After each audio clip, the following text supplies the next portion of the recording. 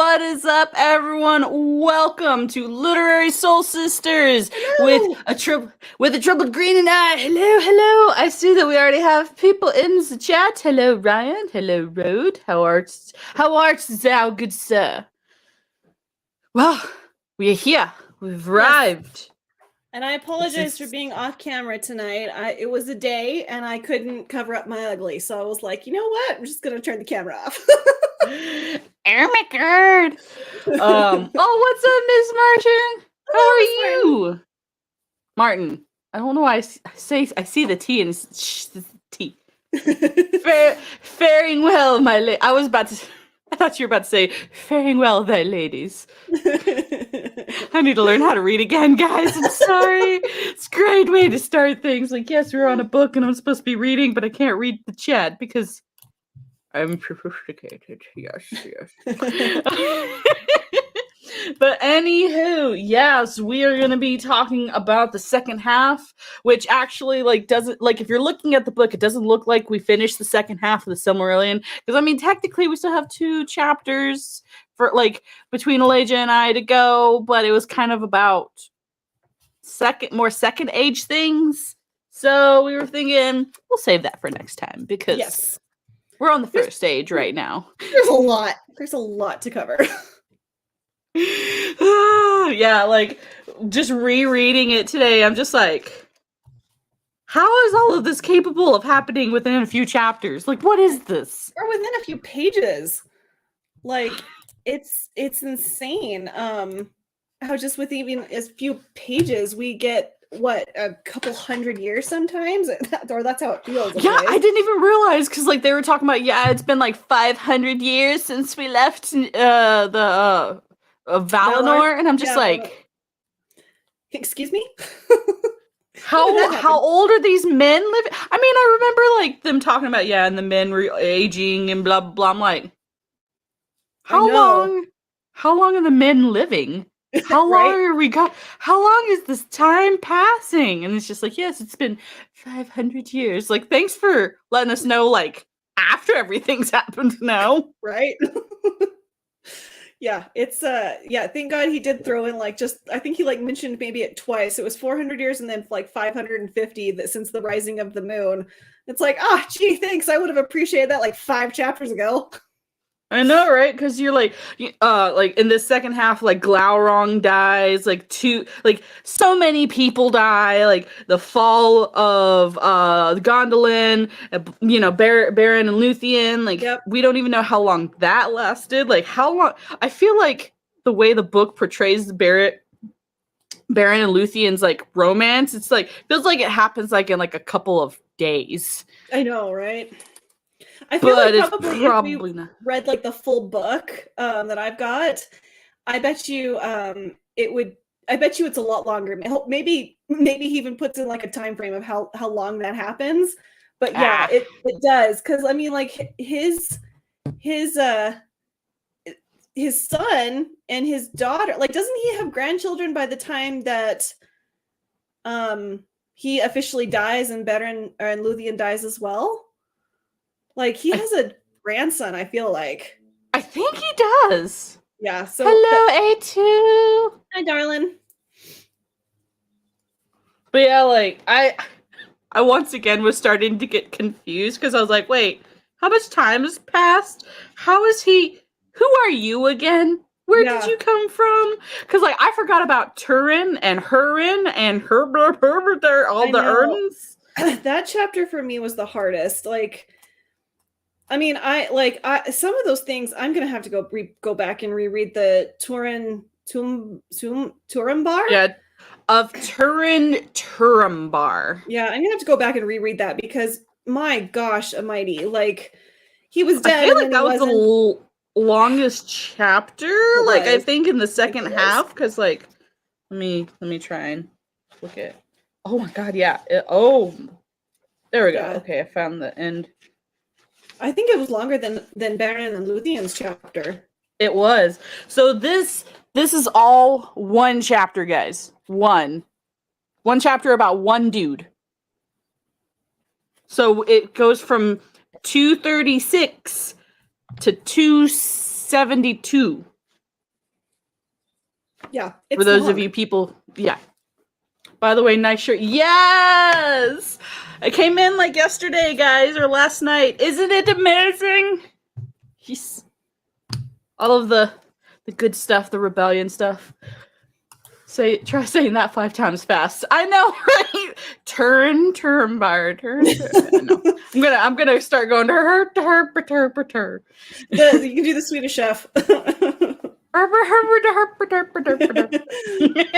like, I mean, the what we kind of were going to touch on tonight is like, I feel like in these later chapters, especially the fifth battle, the War of Wrath, like we definitely see how Tolkien is starting to deal with like the corruptibility of specifically the men and dwarves. Like I feel like the elves, like their betrayal and their quote unquote evil is somehow like more hurtful, but like he's taught like the corruptibility of men and dwarves. It's almost just like sad because it's like, aw, guys, they can't help it. Yeah, they literally can't help it. Like with the elves, you're like, I expect better, but with the dwarves and the men, you're like, oh.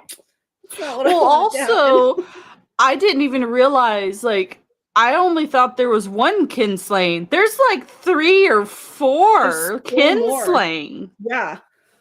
Yeah. Like the last 2 like brothers, these elves just be killing each other. You're kidding. God, I mean, and it's interesting how he talks about how the oath like literally darkened their eyes. Like it was literally, you know, back when he's literally writing from a standpoint, you know, now like people say, oh, I've made a covenant with my church. And they're like, it's just words. But no, he's talking about like that words really have a deep and binding meaning, which I find fascinating. Right. But like the 2 last brothers, the ones who adopted Elrond and Elros, what were their names? Maglor and Maher? Yeah, something with 2 M's.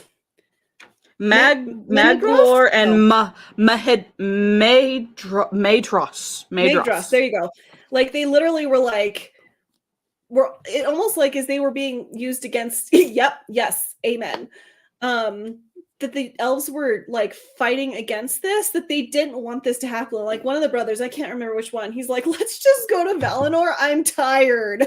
Can we not? And his brother's like, no, we have to fulfill this oath that our his brother's like, well, what's the difference between us fulfilling the oath and being trapped in darkness and us not fulfilling the oath and being trapped in darkness? Yep. We're trapped in darkness either way. Yep, there's like literally no escaping this.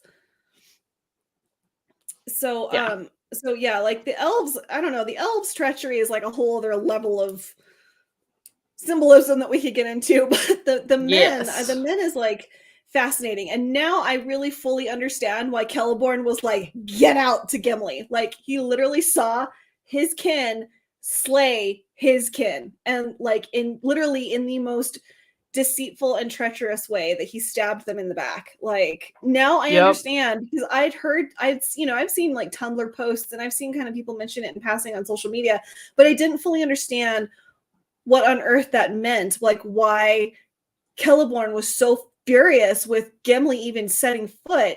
And it's like, literally, no, he watched his uncle get cut down, and he watched his entire world come unraveled because of the treachery of the dwarves. Right. And so like, just, I guess to kind of backtrack, like what we're specifically talking about is, so the One king, of these days I will not jump ahead, I promise. Oh no, you're fine. King Thingol and it was Thingol, right? Mm-hmm. Thingol and Thingol and his wife, who was the Maiar, had this really cool like area in Beleriand where Melkor could not trespass. He could not step foot in. He couldn't do anything. Mm-mm. And this is kind of where the story of Beren and Luthien, their love story, is because Luthien is Thingol and I always forget her name, the Maiar's daughter. Something that starts with an M. Give me a second. I might find it. Another M word. And so like there's a whole story behind like Thingol's like, you can't have my daughter because you're a man and men are whatever. Because at this point in time, like the elves still didn't, like, it was never really hatred. Like elves didn't have any kind of hatred towards men. They didn't understand them. It was kind of like, we don't What are you? What thing are you? Yes. And so it was just kind of this kind of uneasiness when it came to men. And so with that in mind, Berion was one of the noble ones. Like he had proven his worth for other, different things and stuff. And there's a whole story behind his backstory.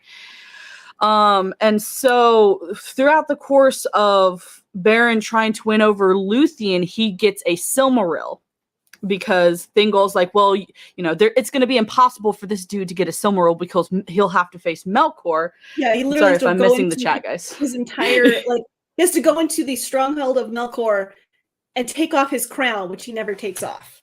He's like, yeah, this guy's not going to achieve anything. Hi, Jeremy. Hi, Roto. Sorry, I'm missing all the people. They felt let's see. There was first in the men community, right? Yeah, it was. Yes. They were the firstborn of Iluvatar, so of course, firstborns are like, well, we're the first. We're the bee's knees. Oh. And they said the N word. No, and okay, and I don't know what they're. No, I didn't hear you say the N word.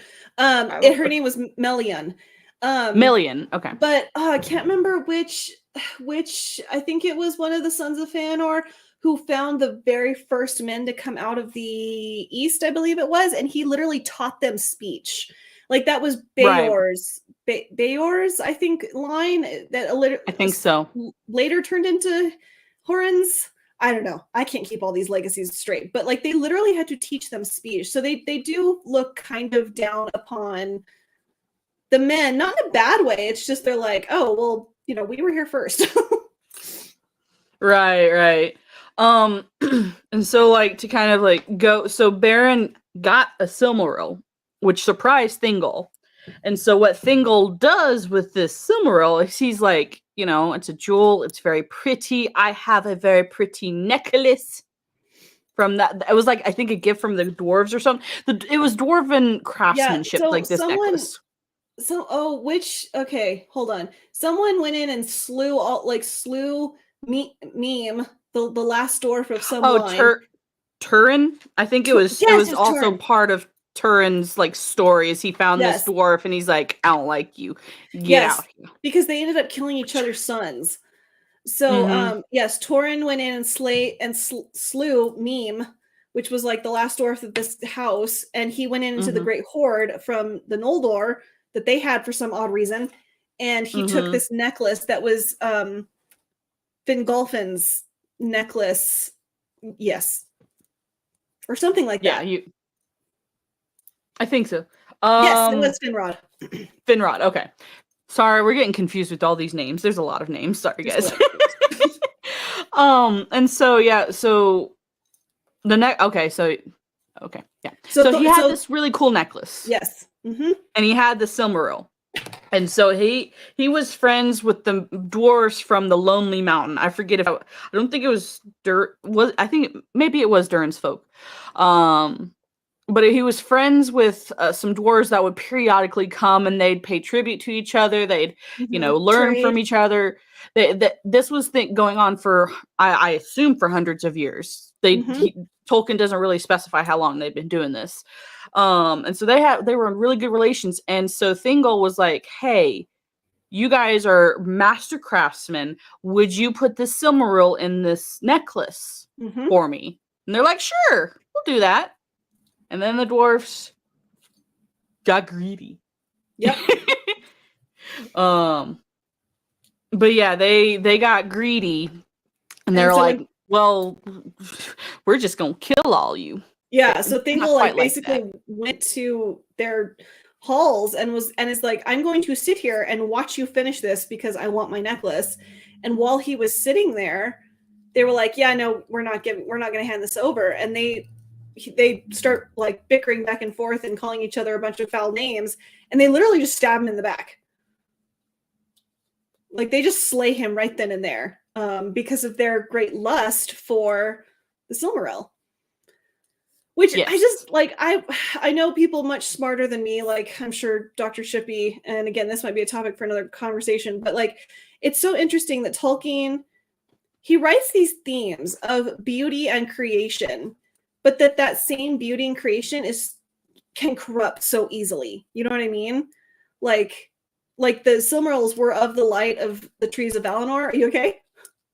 There's a gnat that keeps flying on my nose. I'm sorry. So aggravating. No, you're fine. Keep going. Sorry, I don't mean to be distracting. No, you're fine. I just want to make sure everything's okay. And then, like, so he creates these diamonds basically that capture the light of the trees, and they literally cause so much grief. It's unaccountable. Like, so many people lose their lives over these damn jewels. It's a very interesting theme because they are a source of goodness and beauty and purity, but they also cause a lot of strife. And I think that's a fascinating theme that Tolkien's weaving through all these works. And I would like to know, like, if other people have dissected that and kind of like looked into a deeper meaning, even though Tolkien hated metaphor. He wrote a very specific theme, and it would be interesting to kind of know why. I don't know what you mean, Jeremy. Is it corrupted beauty?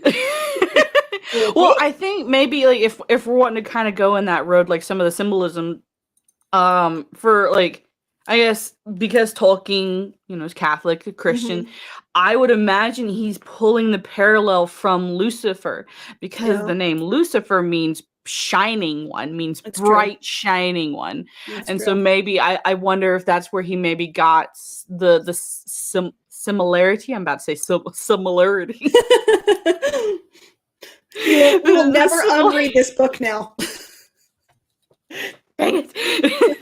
The similarity between, like, Lucifer's fall, because the kind of fall, like, for those of you who maybe don't know, like, Lucifer was, like, the most beautiful angel. Like, he's very, like, he was one of the top angels, like, in God's court.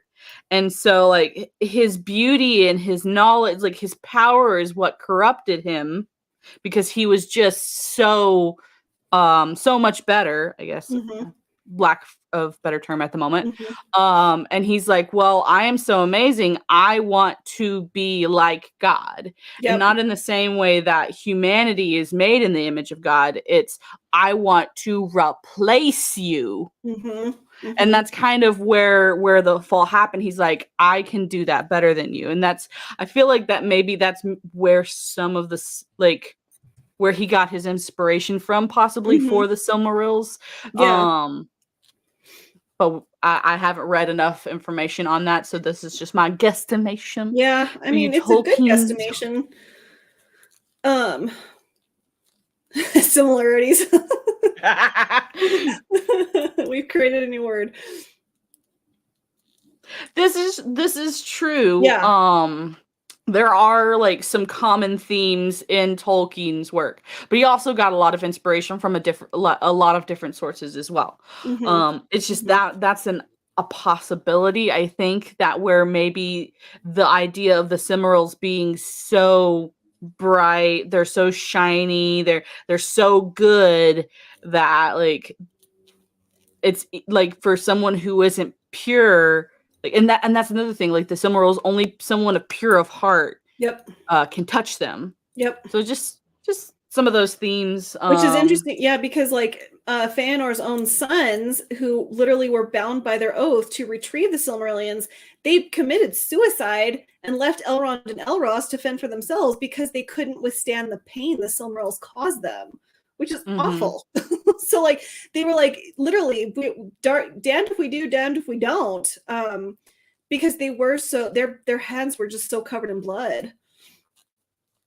Oh yeah, like, and it almost is sad, like, when you kind of, like, in the scheme, like, grand scheme of, like, of Feanor's sons, it's like, well, they took this oath because their dad, was, like, this great leader, and he was very charismatic, and of course, like, well, it's our dad, we're gonna follow and do what our dad's doing. And I, like, granted, they were warned, but I don't think they fully understood the consequences. And then finally, when the actual consequence, like, really came, it was more than what they could bear. Like, the thing that they had been obsessed with for hundreds of years, they finally had it, and they couldn't touch it. Yep.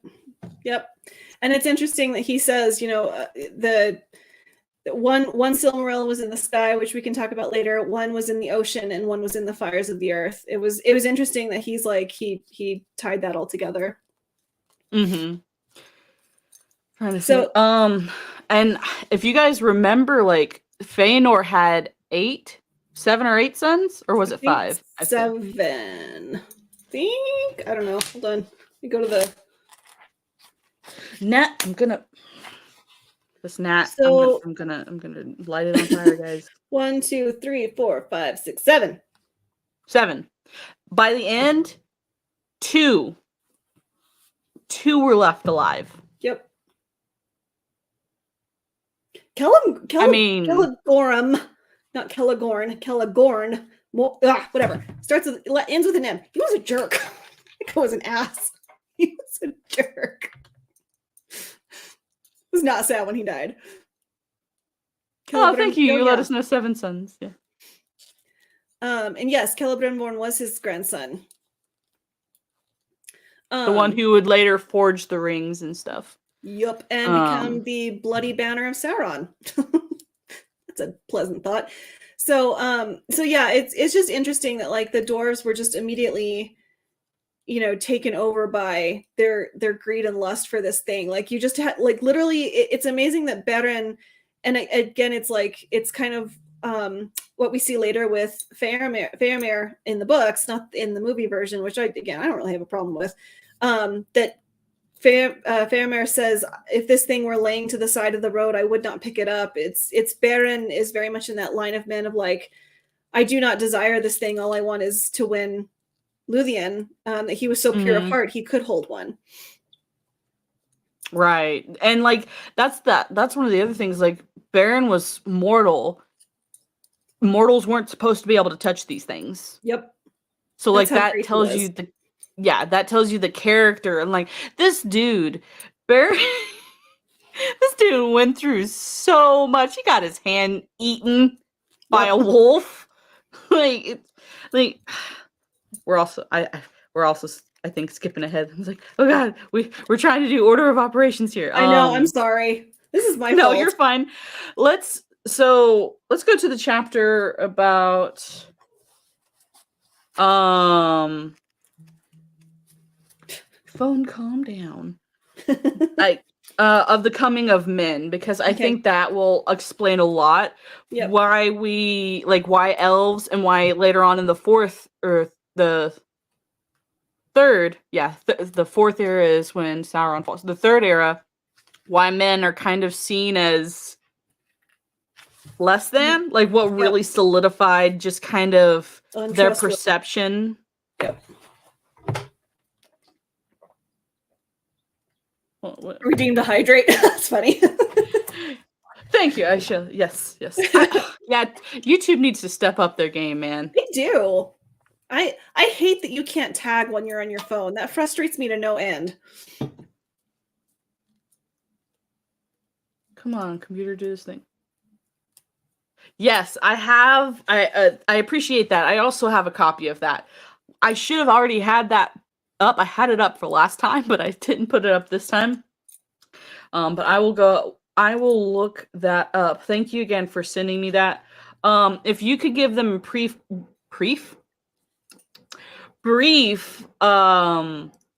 history of how the men came into like being and stuff like that while I look this up real fast. Sure. If I remember all the things since chapter 17. So the men came out of the east, and again, like we have to remember that the map of Middle Earth is not at the first age is much bigger. Beleriand is gone by the third age by the time we get to the War of the Ring. But so they came out of the east over the mountains, and again they were found by elves, and elves were like, "Oh, they're cute," and like literally started taking them into their homes. And sorry, looking at the chat. They were asleep in the far east, right? And there were many tribes. Yes, that is correct. So there were a lot of different tribes. And Some of them were adopted by, it was Fingolfin. So correct. yeah, so Fingolfin's the one, as the king of the Allor, sent messengers to welcome them, and many young and eager men of the Edain, that's what they were called in I think Sindarian, went away and took service with the kings and lords of the Eldar. Among them was I can't say these names, and he dwelt in Hithlum for 14 years, and he learned the Elven tongue and was given the name Aradan. So yeah, so some of these men did go to dwell with the elves, and then some of them, like the Haradrim, who if I'm understanding correct, are like the descendants of the Haradrim that we see like with the Oliphants. I could be totally wrong, but like those men went into the far south and became those tribes of people. So some went to like became, quote unquote elf friends, whereas some went south and formed their own tribes. And later on, during one of the battles of the First Age, they unfortunately sided with the enemy, and we will get there. But and I like some, and it's funny, the elves really grieved for their elf friends, like Beor the Old, who was one of the first elf friends, and he served Fingolfin in his, like he was almost a steward. They really grieved for the men when they died, because they were so great friends with them. Mm-hmm. So I don't know if that's what you wanted me to cover. Yeah, but there just were kind a of the lot brief of tribes. A yes. lot of tribes, more than the elves, and they split off and branched off a lot. And I would just love to know how the feminists argue that Tolkien's like, he never writes any strong women. So many of the women of these tribes, especially of the Haradrim, like their husbands and sons would get killed, and they'd literally take up arms and fight for their people. Like they would become the next leaders. So just shut your mouths, feminists, about like these women are not strong, capable women. You can have a kid and still be a strong leader of your people when the need arises. Correct. Yes, we'll be getting to that as we go along. We're just kind of doing like brief like stuff about the coming of men. One of the things also I wanted to kind of touch on, which kind of goes into the Night of Tears battle, which was devastating loss for all of the people of the West. It was just, that was hard to read about, honestly. Absolutely. It's the fact that even before the elves actually found the men, Melkor had already started trying to corrupt the men before the elves were even able to get there, because unfortunately they're in Valinor. So like, and we can, I guess this is kind of up for debate where people, kind of like wonder if the Valar actually are at fault for actually everything wrong that's ever happened, because it was, I guess it was understood that I don't think it was Iluvatar's will that the Valar take the elves to Valinor. I think the elves were supposed to stay in Middle-earth to help the men when they come into Middle-earth to be able to learn things and kind of I think Iluvatar's desire was that everyone would play nice with each other. Yeah, but unfortunately, the Valar, if you want to view it this way, were very selfish. They're like, oh, there's bad things happening. Let's take these elves. I think it was meant as a help. Like, we want to help and protect these elves. Thank you, A2. Like, we want to help them and keep them safe, but I think that they did a lot more harm than good. I very much, and because like I understand, like they saw them as children, and that very much they're talked about as children the whole time, the children of Iluvatar, and I get wanting to protect your children, but at the same time, the whole point of Arda was for them, was for the elves to dwell in Arda, that not in the Undying Realm, not in the Blessed Realm, that they were supposed to inhabit this earth that Iluvatar had made. And so I do get wanting to protect your kids, But on the same token, like, so much hurt could have been avoided if the elves had stayed. Correct. And Silmarils I never feel would have like been made. right. And I feel like the men would have been less corruptible. Yes. Because just from the beginning of the men coming to being, they didn't have a chance. Because just like when the elves first came to being, like Melkor was there already trying to scare with them and mess with them, and the Valar like were there to protect them, thankfully. But the men didn't really have any kind of protection when they first came to, like, when they first showed up on Arda. Yep. So, you know, I understand their thought process, but I'm of the opinion, I think that they did more harm than good for the peoples of Middle Earth. Yep. I was going somewhere else with that thought, and it left me. Keep talking while I'm thinking about this thought. Yeah, actually, well, there was something I was going to say, and I also lost my train of thought. Our trains must have collided somewhere on the way here or something. I think they did. Like, literally, literary soul sisters, take that to heart. That is an accurate. Somewhere the trains were just like, we're going this way. Wait a second, too early. Exactly. I know what I was gonna say. You know, it's almost like, I don't know. This might be a reach, but it's almost like a little bit that the elves who went to the Valinor initially, and stayed there. It's almost a little bit like, if you eat from the tree of good and evil, you will know. Like, they were so privy to the might of the Maiar and the Valar that they were like, we can overthrow these people. Like, I almost feel like, I mean, I don't know, like, correct me if I'm wrong, but it's almost like when they went to Valinor, it's almost like their innocence was corrupted a little bit, because they're like, oh, this is power. This is real might. And Fëanor and his father thought that they could take that level of power and that level of might and wield it for themselves. Now, I mean, granted, they had free will, and I don't, you know, initially, I don't think that they set out to do their handicraft, like to make the Silmarils and make swords and bows and all that stuff, like, with deceit in their heart, but that's certainly what it turned to. Right. And granted, like, Melkor definitely, like, we don't want to downplay, like, his influence, like, on the people of Valinor and stuff, and while they in the Noldor and just all of the elves that were there. But the Valinor also let him out of his cage.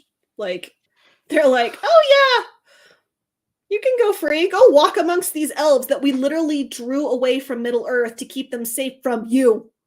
Yeah, go talk to them. Yeah.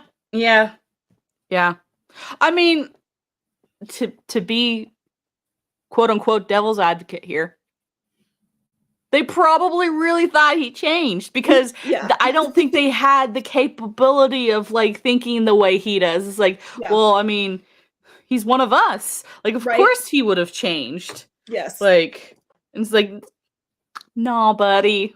No.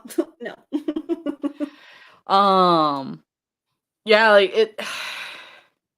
And it's like, it's an interesting thought to have. It's because it's like, it's, I don't know if there's any one answer to that question, but I do agree with you. I think the Valinor in some ways did more harm than good. Right.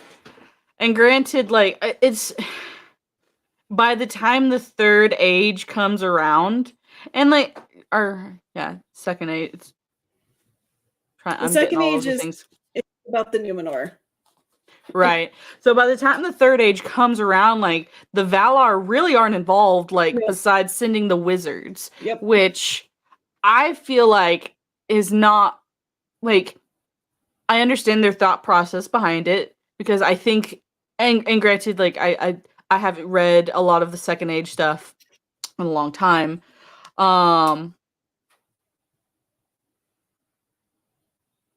Right. Yes. That's kind of where I was going with that. Yeah. Totally. I think they realize their mistake and they're like, oh, we shouldn't have gotten involved, so let's like drop them and leave, kind of thing. Because like they literally detached Valinor like from Arda and like just like whooped it away. Yep. And that's okay. And this is why you cannot have the eagles fly them to Mount Doom. That's why we did not take the eagle, because Manwë was like, yeah, you guys aren't allowed to involve, like you can rescue people and that's it. But you can't help. We're not supposed to get involved in mortal affairs anymore because we done messed things up. Yeah. But on the same token, y'all mess things up. Y'all need to be helping these people fix it. Like, the heck, man? Y'all mess this up, and now they have to clean it up, but then they can't clean it up without your help, which is what happens at the end of the book. Basically, like one of the elves is just like, or Celebrimbor is just like, hey, man, we're struggling. Please help us. Excuse me. Like, and one of the other Valar actually came first and was like, hey, dude, these elves and men are struggling. Yeah. Like, come on, man. And Manwë's like, we already messed up once. We're not going to do it again. And then finally, this other dude's like, half drowned. What? I guess if there's going to be a shipwreck, it might be about this shipwreck. Right. Where he just goes... And he's like, dude, we're all dying over here. Melkor's about to win.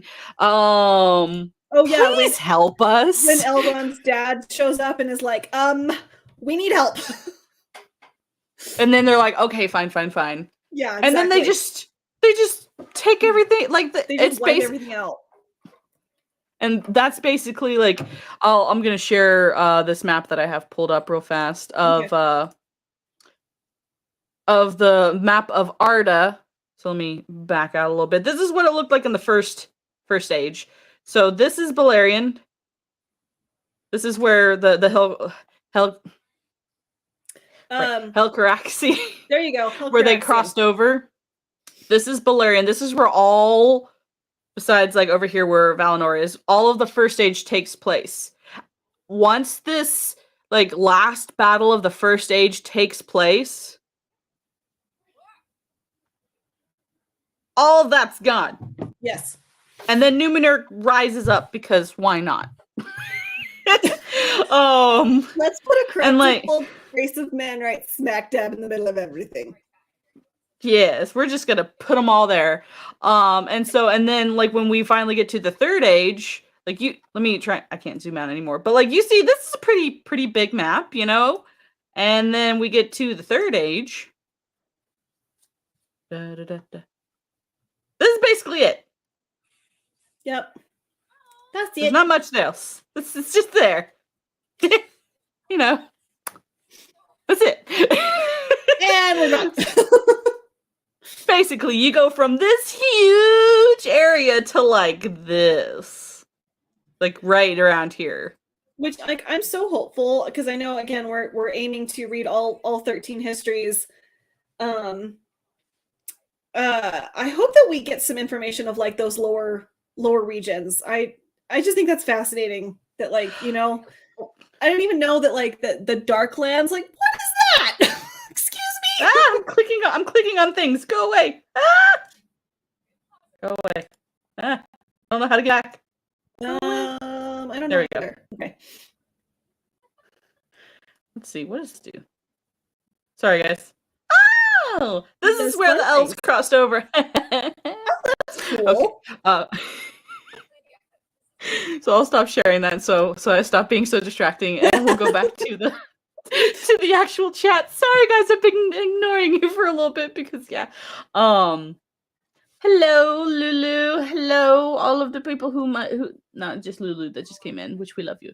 There's only 3 parts of Beleriand left after the sinking of Basically, there's huge realms, and then it goes tiny lower.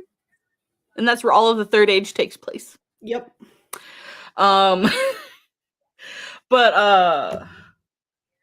trying to think where I was going with that. Yeah, like so I guess that's kind of the end of the first age, is where the Valar are finally like, hey, we're gonna help out these poor little peoples.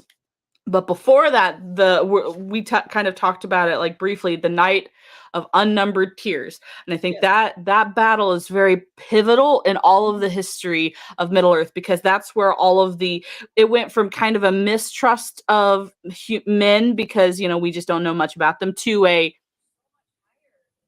we know that men are very corruptible and we don't like the dwarves. Yes. Yep. Because Melkor was able, their hearts were just like so far gone that they ended up fighting with him, and literally so many elves died on that night that they never buried them. Like, if you think to the Two Towers, if you've seen the movie, the swamp where Gil-galad's army fell, they just left all the bodies in the Night of Unnumbered Tears, and they literally took all these swords and piled them in a hill, and it was literally so high it became its own mountain, and grass grew over this mound, and it was the only place in Melkor's realm that had grass because of all the beautiful swords that the Noldor had made. So they just left all the bodies there because there's no way they could have buried them.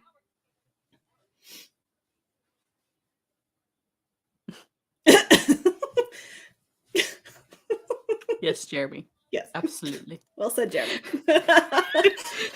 Yes. Especially those ones. I saw that and I'm like, oh, I definitely think that we can talk about some leaks next week with the fall of Numenor, because I have thoughts. I have thoughts now, but we'll save that for next time. But yeah, so sorry. What's up, Nick? We were talking about the Night of Unnumbered Tears. I kind of want to go into like the summary of the battle itself and like the major players, because some of those major players like have like lasting effects to like the fall of Gondolin, the death and the defeat of the first of the Father of Dragons, which comes because because of the Night of Unnumbered Tears, and like just a lot of things that we take for granted when we read and watch The Lord of the Rings and The Hobbit. The reason why the dwarves and the elves have such a disdain for each other, and like granted, like the Night of Unnumbered Tears, the dwarves, like if it wasn't for the dwarves, they probably would have lost even worse, which absolutely, it was crazy. Excuse you, Nick, I do have tots. What? I don't know. Okay. Basically the Night of Unnumbered Tears, and hopefully I'm not mixing up these battles, and this is the fifth battle, right? The chapter, the fifth battle. No. Is that the Night of Unnumbered Tears, or is it a different chapter? Oh, now I'm confused. I think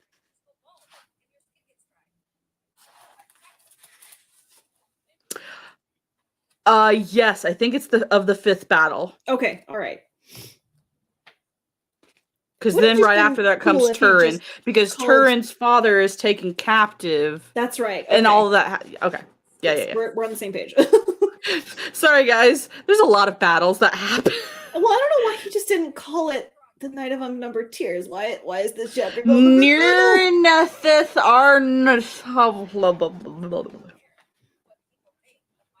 What's up, Kieran? How are you doing today? Mando, the king is here. What? Oh, right. Nick's supposed to be a king now. I don't know how that happened. Who dubbed thee a king? But anyway. Anywho, to get back on our subject. So, basically, right after the story of Beren and Luthien, we get to this thing where a lot of elves in the region are realizing, hey, we might be able to take on Melkor. Yes. Let's do it.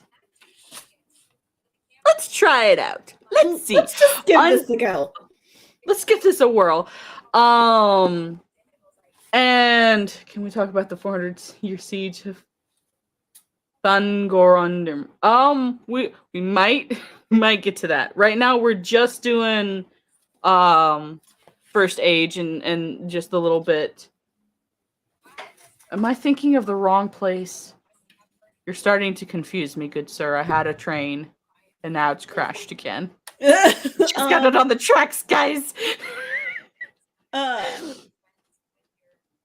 Anywho. Sorry. No, you're good. Basically, in a nutshell, so yeah, a couple. It was one elf in particular who started this. Who was it? Yeah, good question. Hold on. Again, there's just like and surprisingly, for being such an important pivotal moment, it's shocking how short this chapter is. Like I know. Like on the audiobook, Baron and Luthien is an hour and a half, and this was like 40 minutes long, and I was like, "Excuse me." And the chapter right after that is like a novel in and of itself. That like is nothing. Like that story is like nothing in the grand scheme of things. Exactly. Thank you. Yes, I'm like, this is a huge important battle, and you gave us like 5 pages. Are you kidding? Yeah. Who was it? So basically, was it the King of Gondolin, or because he showed up? I know he showed up at one point. He did show up. Which I thought that was like fascinating. So he goes through all this trouble of hiding Gondolin, and no one's allowed to leave, and then he shows up with this massive army. Like, dude, you just broke your own law. Oh my goodness. It was the other dude that at the very end he like couldn't handle the Maedros, that word. Maedros, yeah, there you go. And so he's the one who was like the oldest son of Fëanor, isn't he? Let me get back to believe so. Yeah, so he's the oldest. He's the first son of Fëanor. Right. And he's the one who wanted to try and figure out, like, hey, Maedros, you know what? I'm a redneck and I have problem pronunciating my words, so stop it. Stop it. Maedros, thank you. I'm probably still gonna mess that up, but I appreciate you trying. So yes, basically he's like, dude, we might can handle Melkor if we all join together. Mm-hmm. Unfortunately, because of the ill will that he and his brothers and his kin had already done, a lot of people were like, y'all are the ones who killed those elves when y'all came here, weren't you? Well, yes. But we want to do the same thing, don't we? Yeah. We want to kill Melkor? Yes. Like, y'all should join us? Yep. And then the other people were like, I don't trust you. Yeah. With good reason. And so it was kind of like in the beginning, it's like, wow, like why is it so difficult to get all of these people to try and face Melkor? But thankfully, there are some really awesome and noble people, like Fingorn, who are like Galadriel's brother, Fingorn. Fingorn. Yes, Fingorn. This is the battle. I think that they're gonna. Isn't this the battle that they were talking about in the promo stuff that we were seeing? This is where he falls, like he slays. I can't remember the Balrog's name, but he slays. So one of the main Balrogs. He the father of Balrog. So he slays him, but then he ends up dying. Right. And from my understanding, okay, and this is what I'm like. And again, we can save the leaks till next time because it's. Ar-Pharazôn is talked about in this the Fall of Numenor chapter, which again they don't have access to, but they said in the leak that Galadriel has to go to Valinor to get the dagger that she's seen on the ice with, and I'm just like, what? He was buried in Middle Earth, like his body wasn't sent home. I mean, unless I'm like crazy and have completely messed things up. I didn't read that. Yeah, I thought that on the Bounding into Comics article, they said that she literally goes all the way back to Valinor to get this dagger. And I'm like, that seems excessive. Gorma, yes, the him. So Galadriel's brother slays him before the gates of Morgoth's realm.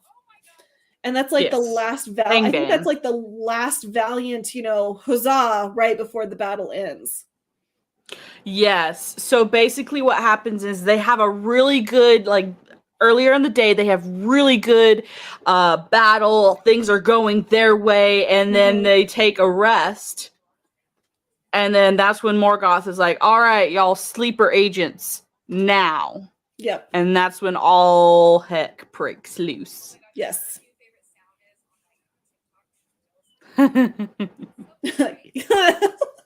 Yes.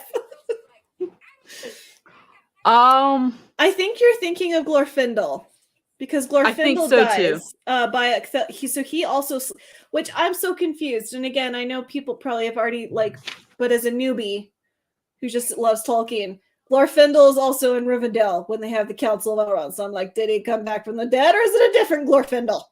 Because I thought he died. Well, yeah, there's the same name for different people, and so it gets confusing. It is very confusing. So Glorfindel dies by Ecthelion, killing another Balrog. Right, because there's a bunch of Balrogs. Yes, it does. It does completely and utterly change. Oh, Glorfindel was resurrected. Okay, because I had thought I remember someone saying he literally comes back. He's from the Grey Havens, and I was like, wait, what does that mean? He was supposed to go with the Fellowship, but then he rewrote it to Legolas, and that's why Legolas is so underdeveloped. But anyways, that's right. So his Galadriel's brother dies at the gates, and they were having a great day. Their might was so intense that the orcs retreated. They literally pushed them back. But then didn't he call out the dragons this night, or the final battle with the Valar? Well, he brings out Glaurung for this battle. That's right. Okay. Oh, that's right. The last battle, he brings out the winged dragons, which no one had ever seen before. Okay, thank you. I get confused about which dragons are where. I'm trying to look for. Okay. I think I know what knife they're going to try and talk about, but I don't know how they're going to talk about it. So when Glaurung is doing his thing, and dude is dying, he drove a knife into Glaurung's belly and wounded him, that he fled the field of battle. And then that's when the dwarves kind of, that's basically that part of the battle, everyone, the men of the West are feeling really good about themselves. And that's why it's called, later on, the Night of Unnumbered Tears, is because it was after, they'd really fought hard, they were resting. And that's when people were, the men that were sleeper agents, essentially, attacked. Turned on them. They were literally in the camp, weren't they? Yes. And Morgoth saw his armies literally were losing, and he's like, okay, time to turn the tide, and sets loose all these men upon the men of the West. No, in the battle, he is stabbed and wounded, and he runs away. Later on, Glaurung does come back, and he is killed by Turin. But the battle that we're specifically talking about is the fifth battle, the Night of Unnumbered Tears, where Glaurung is wounded, and he cowers, he hides. But later on, he does come back, and he is killed by a black sword. I know what you're talking about, but that's not happening just yet. That's in the next chapter. I know, it's confusing. I get confused all the time. But yes, Glaurung did die from a stab wound, but that comes later on from Turin. Yes. That's why we have our books in front of us, and we're going. I know. Wait, this one. Why did I put a sticky note right there? I can't find it. Yes. But yeah, basically, on page 230, if any of you are following along in your books, I feel like a teacher. On page 230, in the beginning, it talks about like towards the upper part of the chapter, it talks about how he had a knife driven into his belly. That, in my mind, I wonder if that's the knife that they're dagger, whatever, that we see Galadriel holding, and if they're going to make this huge big thing about this knife. Yeah.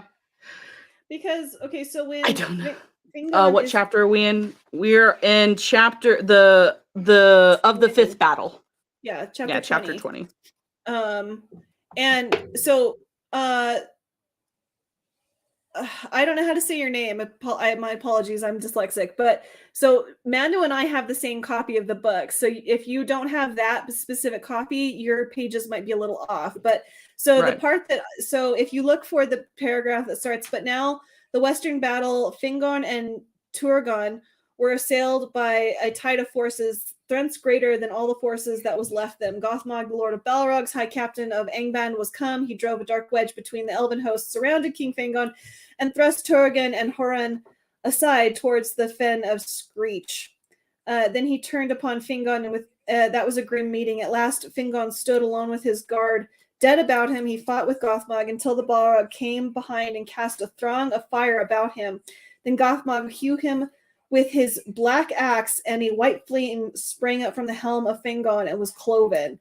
Thus fell the High King of the Noldor, and they beat him into the dust with their maces, and his banner blue and silver, they trod into the mire of his blood. That's a pretty sight. I know, right?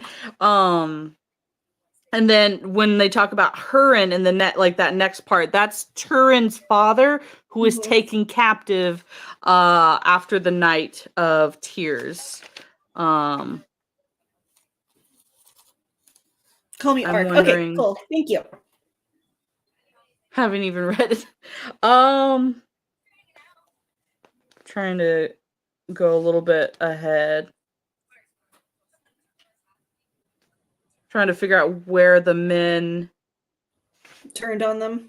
Yeah. I wonder if you and I are actually getting confused about the Night of Unnumbered Tears. I mean, that's not entirely impossible.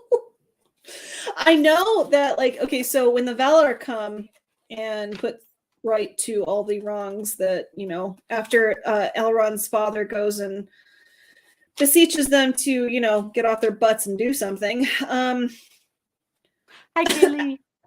Hey, Kaylee. Hold on.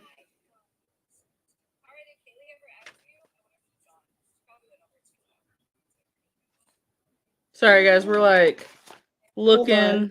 There's like specifically a sentence in here where he says, okay, the Unnumbered Tears. Yeah, it's on page 228. And then the plain of blah, blah, on the fourth day of blah, blah, blah, there was blah, blah, blah, unnumbered tears. Okay. Well done. Well found. You did it. No, I need that bookmark. Go. Stay there. I don't need to lose my place. But yeah, so it happens a couple pages before Glaurung is stabbed with a knife. Love that. Just like this big dragon is like poke. I know, right? Is that Tugs in the background? Oh yeah, sorry. That's my fault. Stupid phone. No worries. I can't believe how much this mic picks up. It's insane. Okay, are you still looking for where the men turn on them? Right. Probably a little bit before that. I call them sleeper agents because I understand that mentality of like they were put into the ranks. Yeah. Oh, there's a lot of what's also sad about like that the Sons of Fëanor, it's just they just there's really nothing noble about them because like after all this horribleness happens, like fate saved the Sons of Fëanor, and through all were wounded and none were slain. They drew together and gathered the remnant of the Noldor about them and hew away the battle, escaped far away towards the Mount Donald in the east. Like, they just left. Poor Fëanor. Yeah.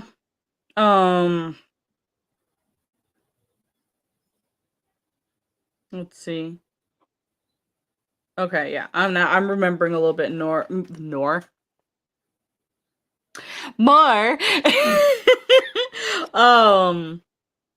Basically, yeah, the host of men and elves and dwarves were doing really good, and then basically I found it. So, okay, so this is 229.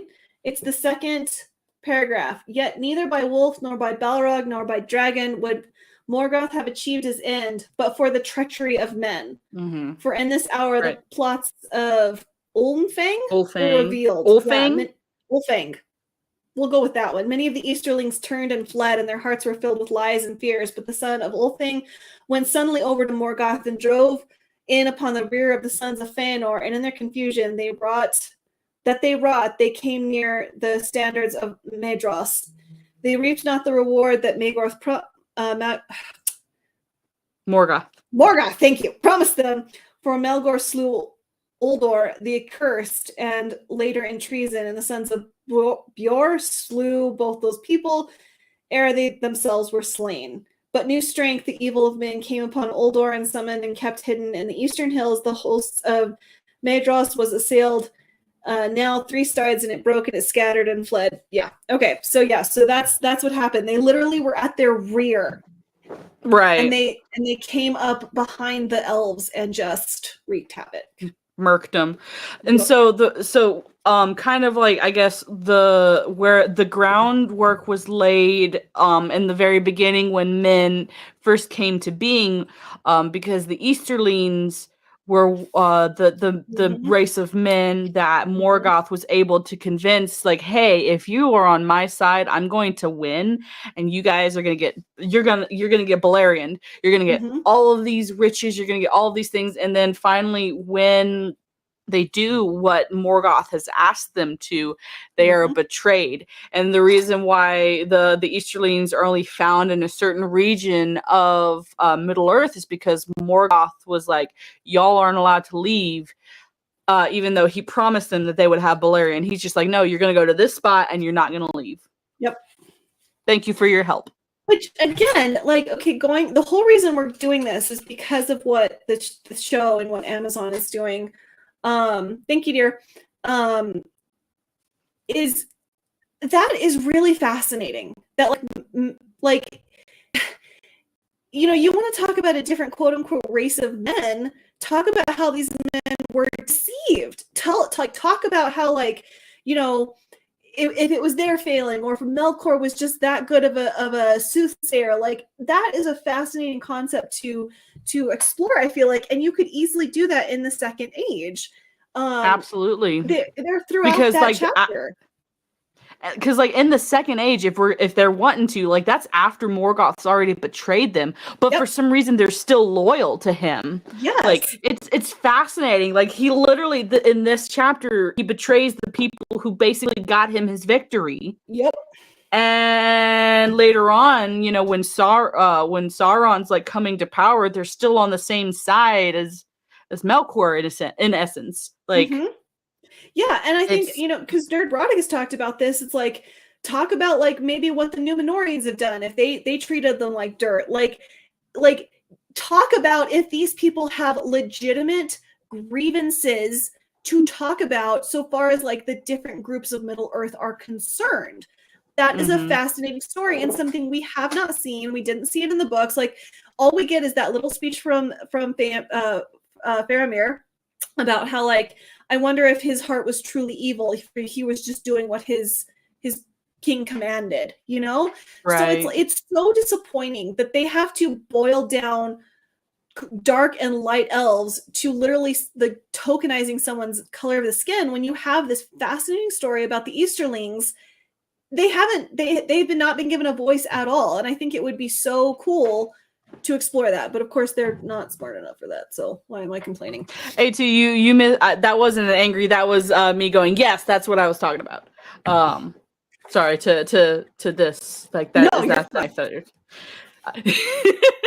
But no, I'm not mad. If my face is flushed, it's because like it's hot in my stream, like my office area, and like the air just kicked on, thankfully. Oh, good. Yeah, my face gets red really fast. So if you guys think I'm mad or sick, I'm not, most likely.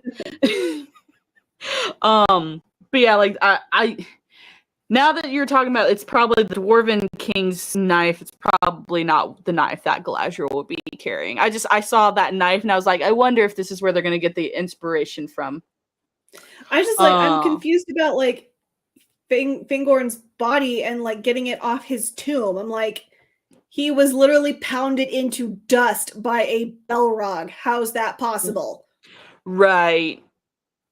I don't know how they can't justify that. No, they can't. They literally can't. He was literally smashed.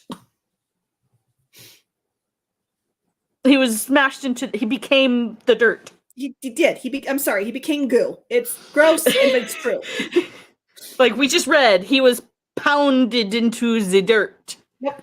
But yeah, I'm trying to I'm giving them more credit than they are. Like, there's no way. Like, oh gosh. How are they gonna do that? Because like this is the battle that we think, or that people are speculating that in that promo trailer, that's what they're depicting is the Night of Unnumbered Tears here, where he gets his face beaten into the dirt. Like that people have said, like, looked at like where the light is hitting him and that he sees a Balrog coming. Right. Yeah, exactly, Ark. Exactly. It wasn't pretty, and there's just, right. I don't know. Go ahead. Saying that, you know, the knife that we're talking about is that dwarven knife held by the Dwarvish king and stuff, and that was what wounded Glaurung. And that's the same knife that we see Galadriel holding. I doubt it is now that you reminded me what knife it actually is and stuff. Granted, it could be. They could change things. Who knows? Because it's in the same battle, and like, do they have rights to the Night of Unnumbered Tears? You know what we should do next week? We should like finish the Silmarillion and then read the entirety of the appendices to see, like, because I have absolutely no idea. Like, I don't have because like literally, how can you talk? Because the thing is, how can you talk about Fingorn? I can't say his name. I want to call him Fangorn, but that's not right. Galadriel's brother. How can you talk about his death without talking about the First Age? He died in the First Age. You know, like, I don't. Let's read the Okay, all right. Not to add more to our plate, but I think it would help. Right. That's what I also don't understand. Or unless they're making up battles that basically are the Night of Unnumbered Tears, but they're just going to call them something different in the show. Like, could they, I mean, because they're having to fill in the gaps anyways. You know what I mean? Right. Like, basically make it the Night of Unnumbered Tears, but just don't call it that. And make it Sauron and not Morgoth. Correct.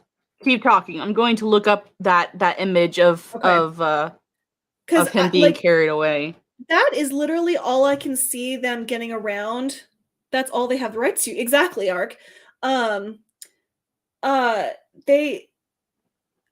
what I'm beginning to wonder, because, you know, reading the Silmarillion, again, I hadn't read it since high school. I had not absorbed it at all, and I didn't understand Tolkien's mythos at all the first time I read it. And reading it now, it's like, so the entirety of this book, save the last 2 chapters, are about the First Age.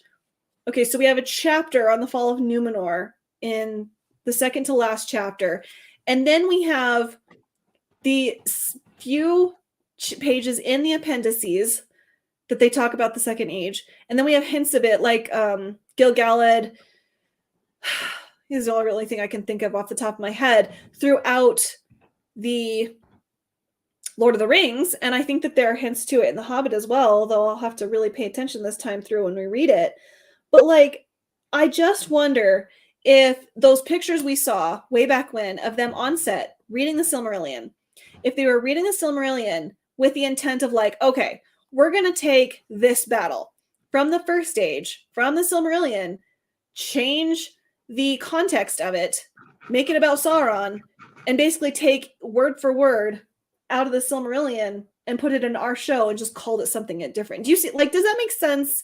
Do you guys see what I'm saying? I just don't see how they could establish Middle-earth history without diving into the Silmarillion in some way, shape, or form.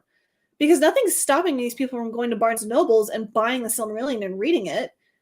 You know? Right. I don't know. I wouldn't put it past Amazon if they're going to take the Night of Unnumbered Tears and just switch it around. Just make it Sauron. Make them making fighting Sauron. And sorry. So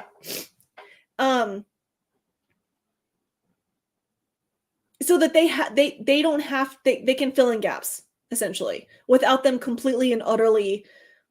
Well, I mean, they are making shit up, but making things up so egregiously that it even the people who are defending them are like, yeah, that never happened. You know, if you take such a massive battle like the Night of Unnumbered Tears and you just flip-flop things around a little bit, people will be like, you know, whatever. I don't know. Thank you, Art. I can't find it. Let me look in the variety. You talk now and I'll see if I can find it. So to answer your question, we are currently still trying to figure things out about how the podcast is going to work. So we're not going to have guests just yet. Stupid. And that, so no, it's still there. So we're not going to have guests just yet, but we will most likely in the future start having some guests. But right now we're just still trying, like, this is still in the beginning stages. We're still trying to figure stuff out. But I appreciate your enthusiasm. So just wanted to let you know. To continue on, let's read the impendencies. Yes. They did buy the rights to the Hobbit. The Hobbit. I'm still confused. You know what? Who might have it on? I'm gonna get on the Fellowship of the Fans. I think that they've got the picture.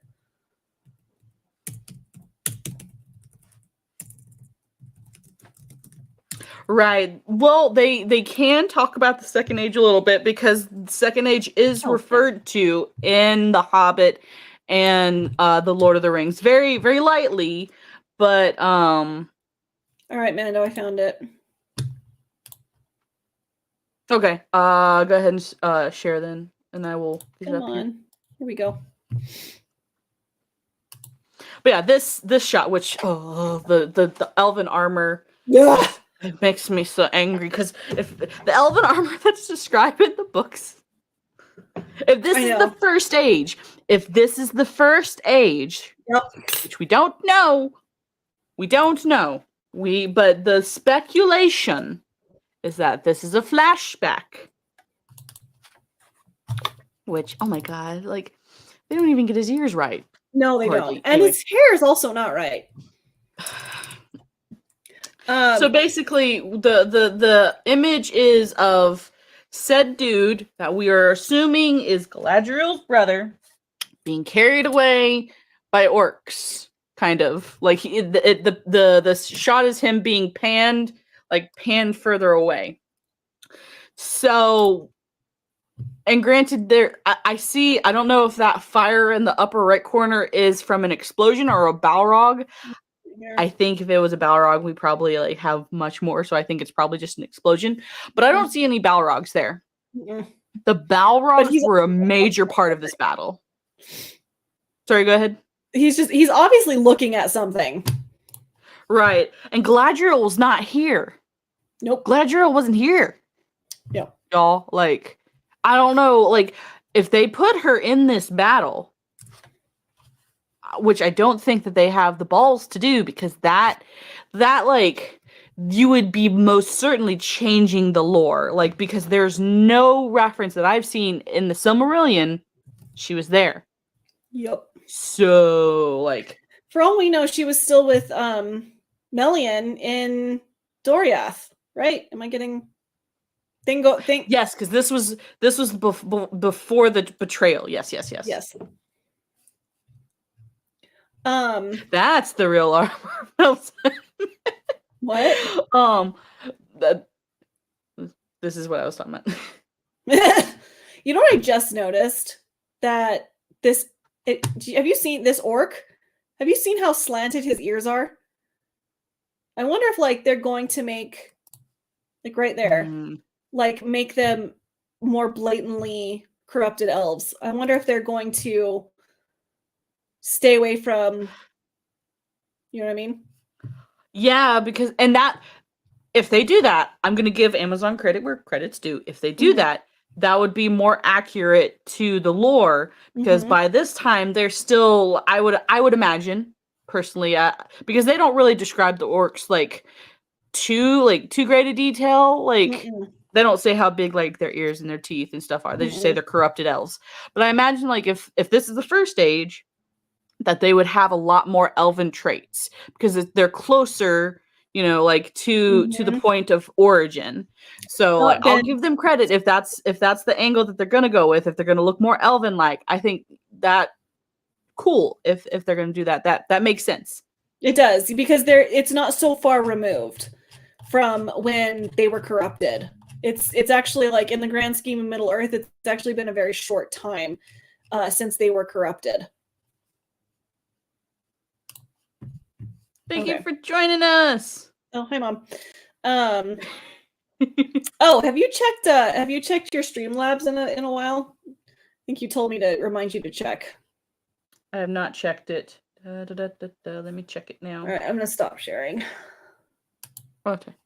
Yeah, nothing yet. That's okay. Fine. Cool. But yeah, like that is the theory, is that they are like, it's basically all but confirmed that the orcs are just corrupted elves. Yeah. Because in the beginning it talks about, the elves were taken away, and we can only assume that that's what happened. Yeah. And then Saruman created the Uruk-hai, which is an orc-man hybrid. Yes, absolutely. That's basically Saruman was trying to get something a little bit more intelligent, because by the time of the Third Age, the orcs as a race were very far removed from their elven ancestry. Yes. But going back to, would their armor have been so advanced? Yes, and here's why. They literally, like, when the elves were in Valinor, that's when they first started, like, when Feanor was starting to be like, I don't like the Valar and stuff, and they were starting to the brewings of stuff were happening. That's when they started creating swords. They didn't have armor yet at that point in time, but when the elves started to come back to Beleriand and stuff, I think by that time the dwarves had already been awakened and were already well advanced in their crafting. But the elves are master craftsmen. Like, before the dwarves even came into being, they were master craftsmen. So they would have had extremely advanced armor and arms, and just the majesty of their civilizations was just breathtaking. Like the description of Gondolin itself it's supposed to be this magnificent kingdom with all of these very advanced things, like, as far as when we say advanced, like advanced armor and magic and swords and stuff like that. So the elves are master craftsmen. Yes. And there are notes. Go ahead. Yeah. And like the way and the elves weirdly, and I can't, and if somebody knows this, please correct me, but the elves, you can always tell what season of their, I don't know, lives they're in by the color of the armor. So by the time of the prologue of Lord of the Rings, it's a dark blue and dark green, which means they're in the summer of their years in Middle Earth. And then when you get to the Hobbit, Elrond's armor is bronze and gold, which means they're in the fall of their time in Middle Earth. That means their time is waning, that their power and their strength is waning. So if you think of it in those terms, this would have been the springtime of their lives, of their power in Middle Earth. So this would have been the height and their glory of their their like ability to create. So this would have been the most beautiful representation of their skill and their craft, because they were Correct. so freshly, they were still so fresh in their minds about what they had learned while they were in Valinor. Correct.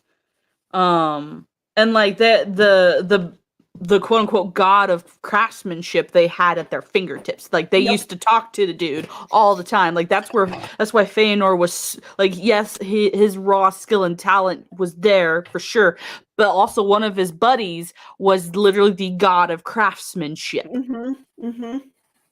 So like I would imagine that like do you remember them talking much about how the armor was described? I think that's where Amazon's going to get their little they're trying to validation. Like that it's basically their validation as well. The armor's not described. I don't remember it being described in full detail. So also, I don't how many years worth of illustrations from John Howell and Alan Lee. I mean, the helm of the season plate. Okay, cool. Thank you. I'm glad I wasn't making that up. The only thing that we really have a description of is, I believe it's Hurin's helmet that has the dragon on it, which is the cover of the Children of Hurin, the separate book. But like just the way Tolkien, again, he was writing very much in that like Beowulf style. I'm not a literary person, so I don't know necessarily what like style of writing this is called. My brain is in overload. Same, me too. Welcome to our world. It's just he uses phrases like of such great craftsmanship, of such endearing beauty. Like that's really all he says. I don't think we ever got like really like concrete descriptions, just that it was beautiful. I think that's all we have. Right. And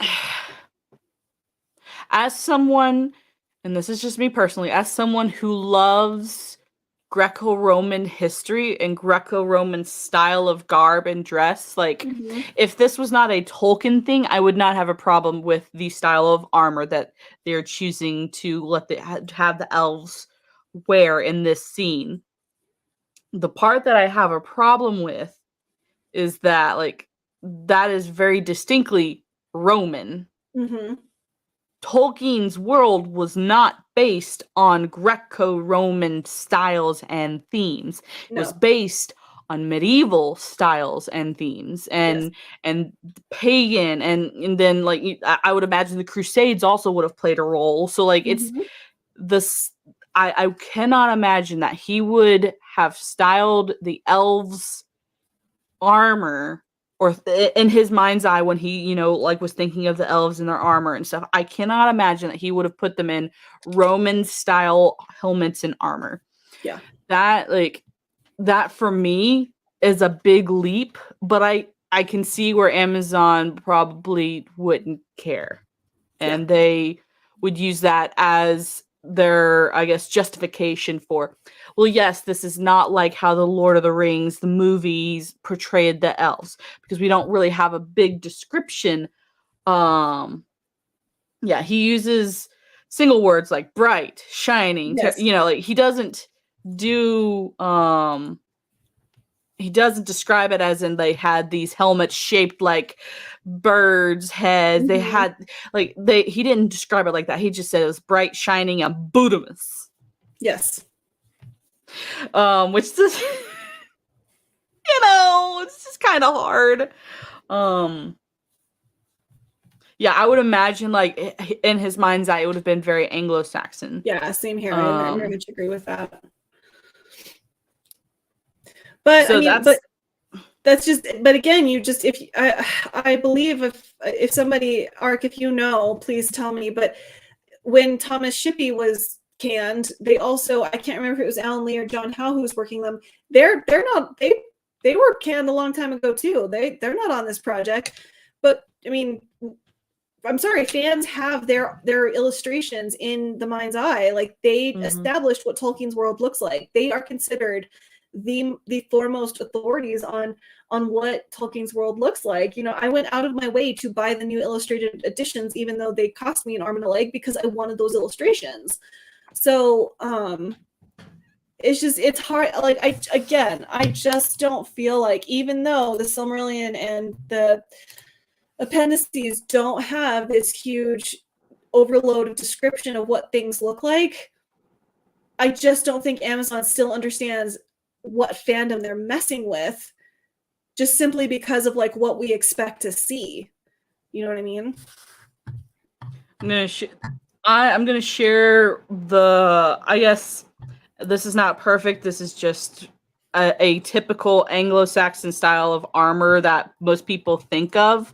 Just to kind of give you guys an idea, like, this is probably a little bit more, I imagine. Yes. That when Tolkien was thinking, bless you, dear. When Tolkien was creating his mythology and stuff, like, because it's supposed to be a love letter to Britain, this is the Anglo-Saxon style of armor and arms that they had, and I imagine this is more along the lines of what, you know, kind of his base idea for the garbs and the armor that they would have been using. I mean, it's almost like he wanted to just use our imagination. Yeah, exactly. They're in for a world of hurt. Amen, A2. They absolutely are in for a world of hurt. What was I gonna say? Yeah, and I mean, like, the man was a professor of, well, hold on. You know what? Before I open my mouth and stick my foot in, I want to hold on. You say something.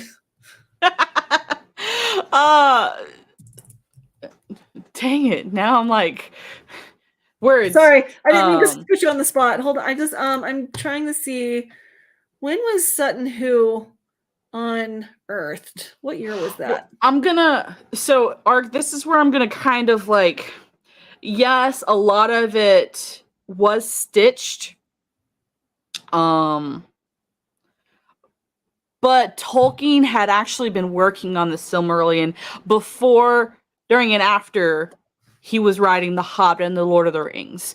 Like, he did edits and change some things in the Silmarillion because of some stuff and changes that he did with Lord of the Rings and stuff. But like, this is, I don't know, I wouldn't say like, it's not all leftover writings. More when you think leftover writings, you're thinking more unfinished tales. Yeah. This is a compilation of the leftover writings. The Silmarillion is much more cohesive. Yeah, he was working on that in the trenches during World War II or World War I. Yes. Okay, so Sutton Hoo was unearthed in 1938, which he was working during World War II. Yes, he was a code breaker during World War II. That's correct. So a dig from, further analysis uncovered more of the site's secrets. A dig from 1965 to 1971 solved the mystery of why no human remains were found. Okay, so yeah, so they really didn't get going until after World War II. So, but like, imagine being alive when Sutton Hoo, and if you don't know what Sutton Hoo is, Google's your best friend, is unearthed. Like, here, let me share. So I'm going to share this so people can kind of have an idea of.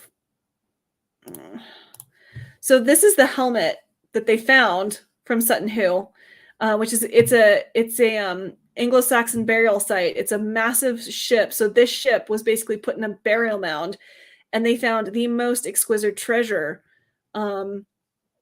Like, this is lapis and garnet and gold. So it's the most important discovery in British history. I think many people would argue that.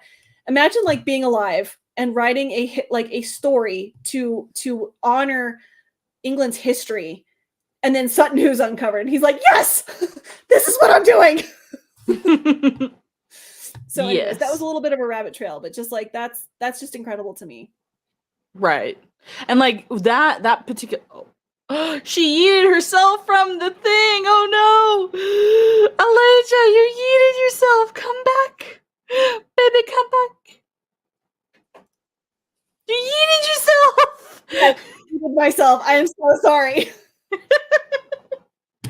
That's what I was about to say. The dwarves for sure, because in the battle it's described that the dwarves actually have faces on their helmets that was supposed to scare people. And yeah, on that, like I know that, like, I'm not, like, it's not an argument, like I get that. I was just like saying that, just kind of clarifying that, like, most of the Silmarillion, like, you're right on one sense, and it was like there more clarification needed to be had on the other sense. And like the histories are definitely unfinished. Yep, that's exactly. I knew it would happen at one point. The stop share and the leave studio should not be right next to each other. In my defense, I know. But yeah, that's I was that point exactly was what I was thinking. Looking at that style of helmet, I that for sure. I can see his inspiration for the dwarf style of armor on that one. As far as the elves, like, I would imagine more sophistication. I don't know, to be honest. Yeah, I still can't get over how bad Galadriel's looks. And you know, again, I know that they can't do Peter Jackson's armor. I understand that. But in the brief glimpse that we got about who I think is Gil-galad, his armor looks spot on. It looks too clean, and I don't like how crisp it looks, but it's got that overlaid leaf look to it. Right. You know what I mean? So why the hell does her armor look like it does? It looks like it almost looks like gladiator armor. It does. It looks like a fancy steel plate set. Yes, that's precisely what it was said. And you are right. The that will probably most likely be something that we talk about in a later stream. Oh, absolutely. Right now, the order of operations that we're doing is this: we're doing the history of Middle Earth, which is 13 books, and the Unfinished Tales and the Silmarillion. And so Silmarillion, Unfinished Tales, and the 13 histories of Middle Earth. So we are most certainly going to be going over some of the unfinished stuff and just kind of the things that the quote unquote contradictions that we have as well. This is just the beginning. We're getting into a lot of stuff later on, which it's super awesome that, you know, like, very glad that about your excitement and stuff, but yeah, I also understand, like, we're gonna get there. Yes, we are there. But we love the enthusiasm, because like we definitely are feeling this out as we go. Yes. So in any case, gosh, we went down a rabbit trail, but it was a good rabbit trail. Yes, I think that it was necessary. Yeah, definitely.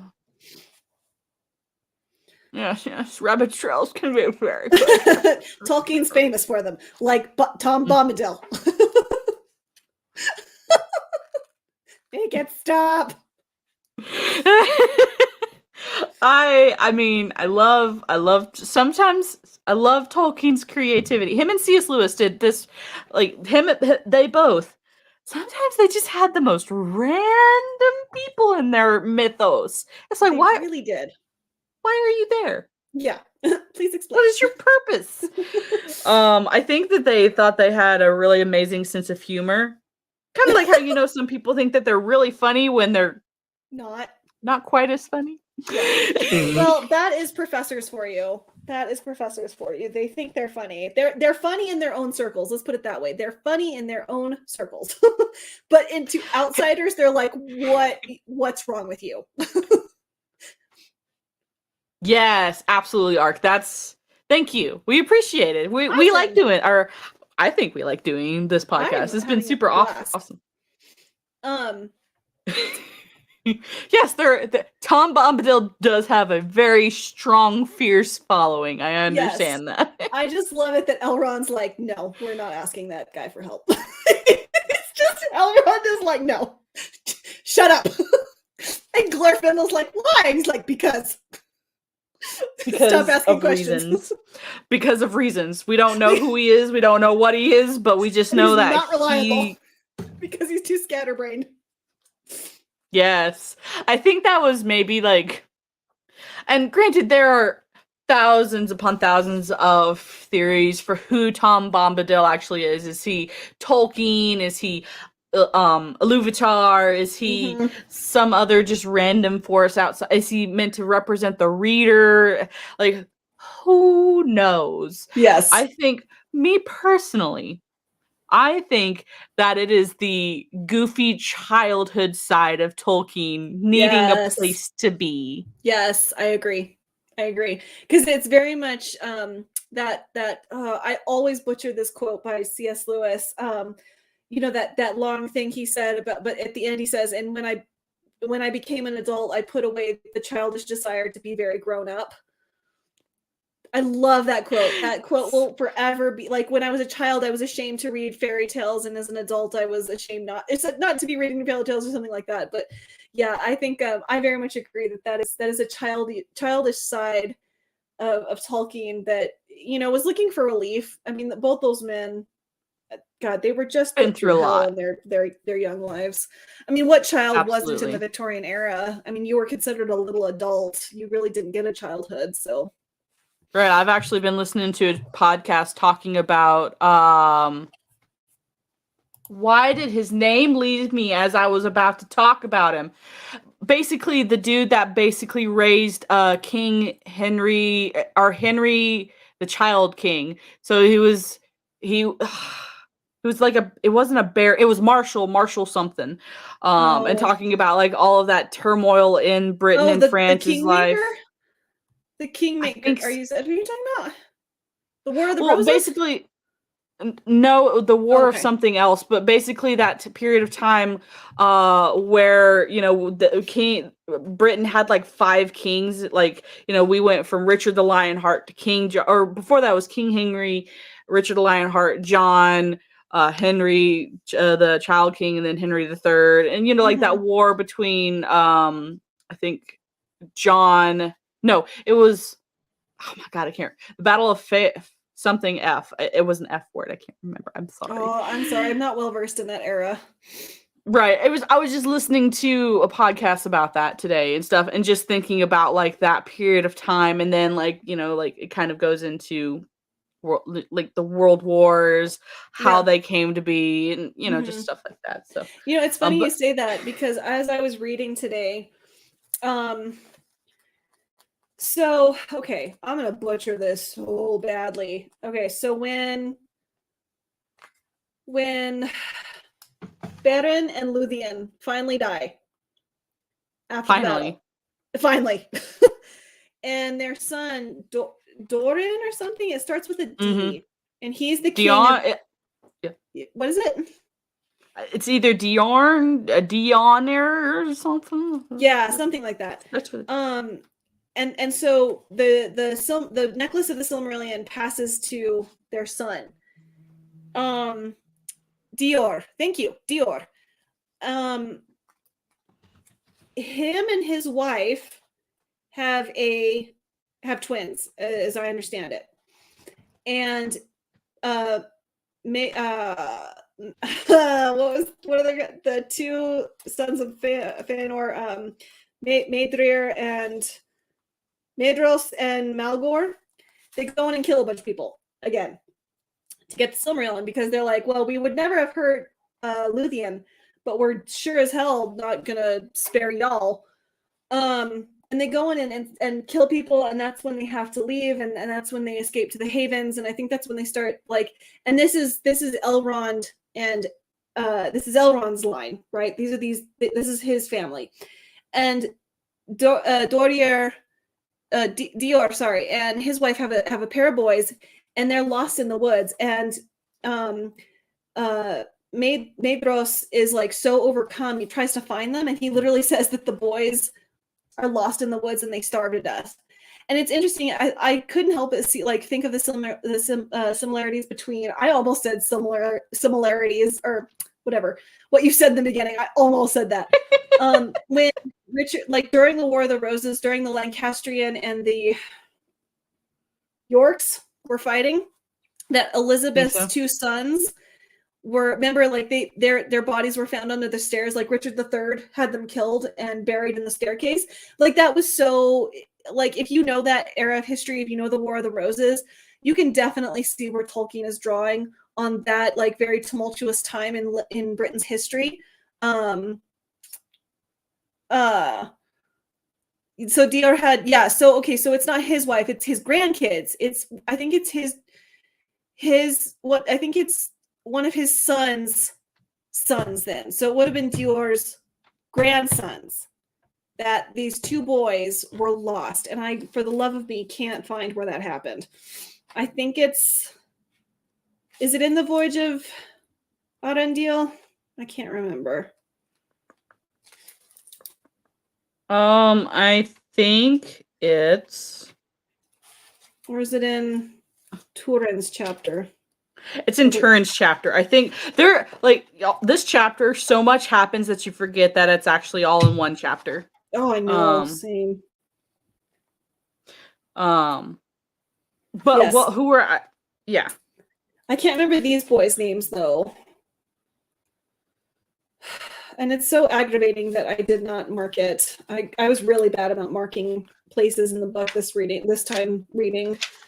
But right. and this is just like a passing thing. It was interesting to like kind of hear, because if there's I'm a casual reader of the Lancastrian and Yorkist War, and like, you know, the what eventually led to the War of the Roses. It's just interesting to like see the similarities that these two little boys, who probably would have been in line to take Baron's throne or Baron's place as the leader of that particular group of elves, were lost. And more, and that what made me think that that's why Maedhros took Elrond and his brother Elros, because he felt so bad that he couldn't find those little boys, and he's like, yeah, I'm not going to let this happen again. Yeah, it happens in Turin's chapter. Was it? Okay. I do remember that much. Because basically what happens is they realize Beren and Luthien are dead, and they would not touch Luthien because that would cause a lot of issues. And so when they realize that she's dead, they're like, okay, so their heir must have the Silmaril. And they don't talk about Beren Luthien dying until after Glaurung's, or before Glaurung's death. So that would have been, because Turin's the one who killed Glaurung towards the end. That's right. So yeah, it would have been, it would have, I think, been towards kind of the beginning of Turin's chapter.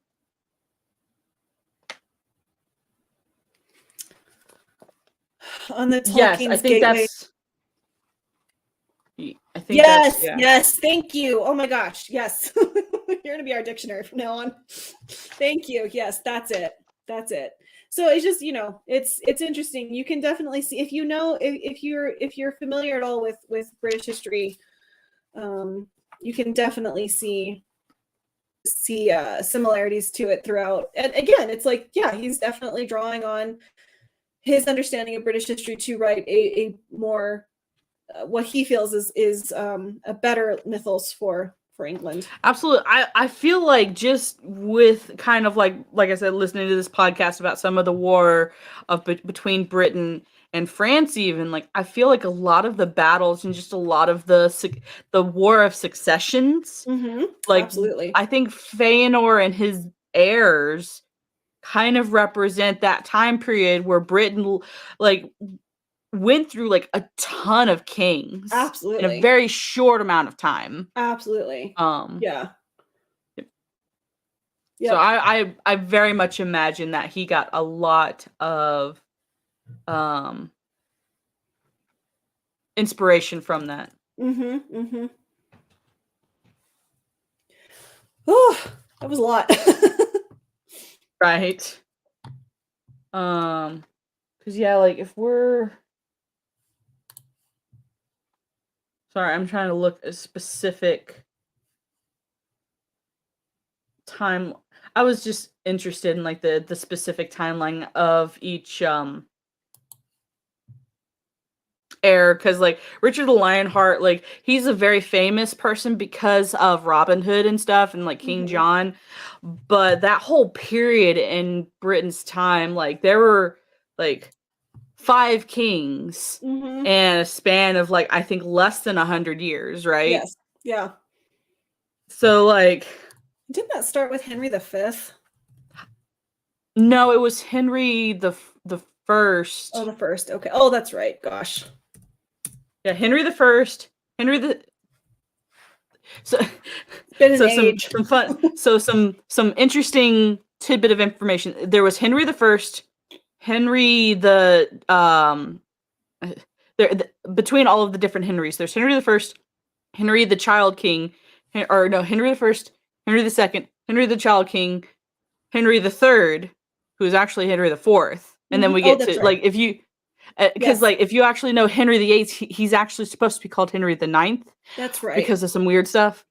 This is just we're going on a way different tangent. Well, and I'm reading, and I mean they took so many historical liberties with this book, but I'm reading The White Queen, which is about I'm reading it not for its historical accuracy. I'm reading it for other reasons. Right. But yeah, it's just like the level of turmoil. I guess, I think you're spot on. I actually had never thought about the level of turmoil that Britain was going through during the War of Succession. Is very much mirrored here because also the 2 different branches of what's Feanor's father's name? Finwë. Finwë, yes. Yeah, like who's in charge? Like who's in charge now? Someone's dead. Who's charged now? Like it's very much like figuring out who's who and who we're gonna follow, and brothers are branching off and just doing their own thing, and then other brothers are sticking together and just wandering around the woods killing people, Right. And like as far as the Noldorian elves are concerned, the Silmarillion is mostly about their story because of their oath that they took, all that stuff. But just their own history is confusing because they'll fight each other, they'll fight other elves, they'll fight men and dwarves, doesn't matter who it is. And then all of these other elves are just like, we don't want nothing to do with the Noldorian elves because they're crazy people. And then like a couple of the actually sane elves, like the sane Noldorian elves, are like, hey, we're sane. And then all the other elves are like, but you also took that oath. Yes, exactly. So stay away from us. Y'all crazy. Go away. Yeah, literally the only reason I feel like Galadriel was even allowed to stay in, is it Doriath? I think so. With yes. Thingol? Am I getting that right? Yes. And his wife, whose name I'm now blanking on. She starts with an M. She's a Maiar. Whatever. Yeah, her. Is because she didn't take the oath. Like, she was... And she did not participate in the kinslaying and stuff. She just saw it. And also, I think that they took greater pity on her because she was of the group of elves that got abandoned on the other side of the ice. And they had to cross it on foot. Right, the Helcaraxi. Yes. Melian.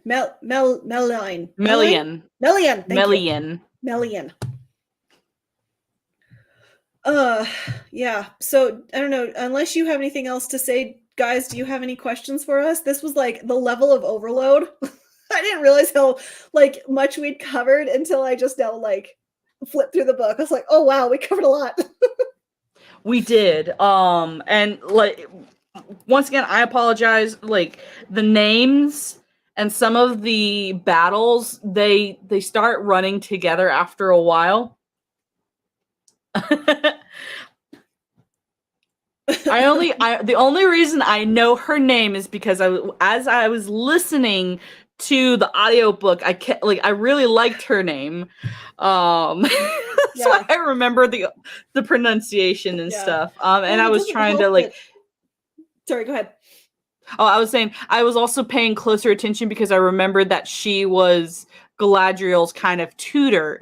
Like I don't know the best terminology, I guess, to use for their relationship, but Galadriel was basically her apprentice. And so like I wanted to make sure that I caught as much as I could about her because I imagine they're going to butcher that relationship. Oh, absolutely. If they have access to it. Absolutely. And like I wish we'd gotten a little more of them. I just think it was like so like their relationship from what we saw was so tender and just like so like matriarchally. You could tell that she was comforting Galadriel, that she's been sundered from all of her kin. She's in this strange place. You can definitely see the parallels now between how Galadriel was basically ruling Lothlorien to how Melian was ruling Doriath. You can definitely see that she was basically protecting it. She was, and like Galadriel is like carrying on basically that legacy for her friend that she lost. I'm sure that was heartbreaking when she died.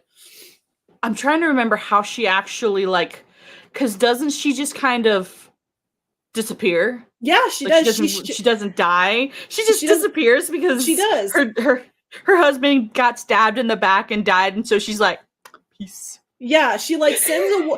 Oh, that's right. So Thingol dies from the dwarves' treachery. She sends a warning to Luthien and Beren, and then she sheds her her elvish form and goes to the Undying Lands. And she stays in Lorien to mourn like her sorrow. But because she bore Luthien, because she bore like one of the Eldar, she was like fundamentally changed. She was never like quite a Maiar after that point. Correct. Like something about her was different. I agree with you, Ark, and I bet you if anything, if he's in this, he will be darning Galadriel's socks. I don't even want to like think about how badly they're going to screw up, like just emasculate him. I just know they're going to do it. It makes me so mad. What they could have done if my suspicion is true that they're going to make Galadriel kind of the main focal point. You know what they could have done? That would have been so amazing and awesome. They could have done kind of this series on Galadriel's life during her time. Yep. With Thingol. And oh my god, I just said her name a second ago. Melian, like her time there learning from Melian. Like we could have seen where she gets some of her power, like her knowledge from. We could have seen her like because she was there for a very long time. Yeah, she was. We could have seen so much of her life and just her travels, her story. Like they could, because there's not much talked about. Like what we were just saying, like we don't know much about her time there in Thingol's court. Sorry. No, there's so much stuff that happens during that period of time too. Like that would have been. You know what they could have done to like expand that out is like make a whole show about Beleriand. I would have loved that. Yeah, they do, Ark, and that's such bullshit. Yeah, it was. It absolutely was. I would love to see Doriath. I think it's just amazing how I'm sad. I'm sad. That there are so many ways they could have done this that would have been perfectly lucrative. Yes, because I'm sure they would have wanted to make money, and they didn't have to they didn't have to even they could have even had these girl power things where they could have only focused on on Galadriel and her relationship with the Maiar.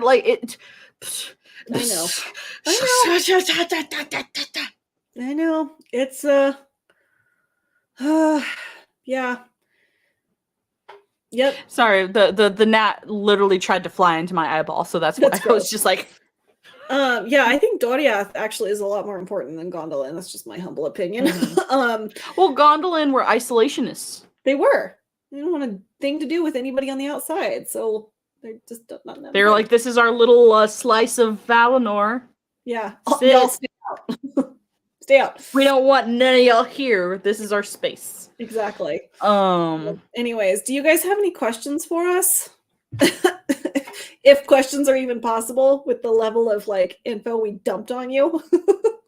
They were very powerful isolationists. This is true. Yes. Because if there are no question, when's the next stream?